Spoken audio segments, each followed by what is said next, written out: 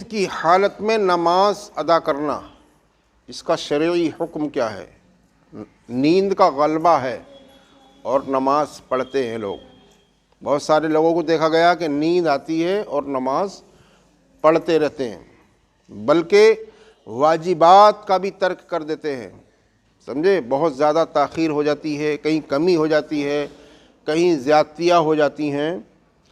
تو نیند کا غلبہ ہو تو ایسی حالت میں نماز نہیں پڑھنا چاہیے. سمجھ گئے آپ؟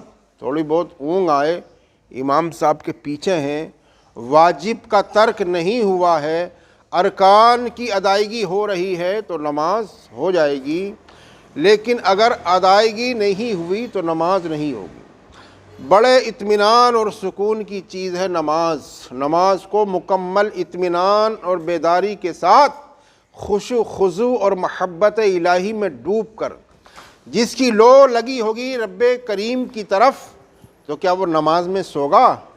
نماز میں سوئے گا نہیں، وہ نماز میں بیدار رہے گا، اس کا ذہن حاضر رہے گا، اطمینان اور سکون کے ساتھ محبت الہی میں ڈوب کر نماز پڑھے گا، خشوع خضوع کے ساتھ، محبت کے ساتھ.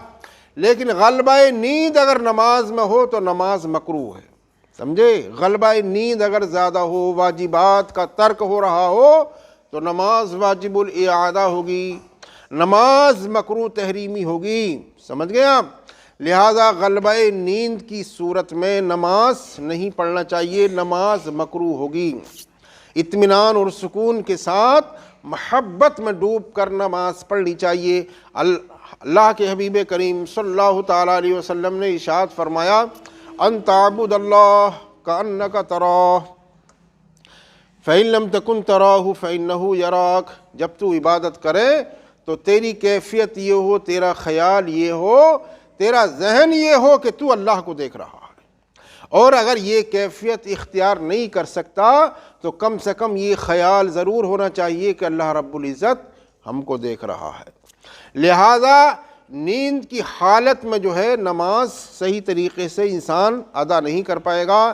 نیند کا جب غلبہ ہو تو اس وقت نماز نہیں پڑھنا چاہیے، بلکہ اطمینان اور سکون کے ساتھ بیداری کی حالت میں خشوع خضوع کا جذبہ لے کر نماز پڑھنا چاہیے. واللہ تعالی عالم بالصواب.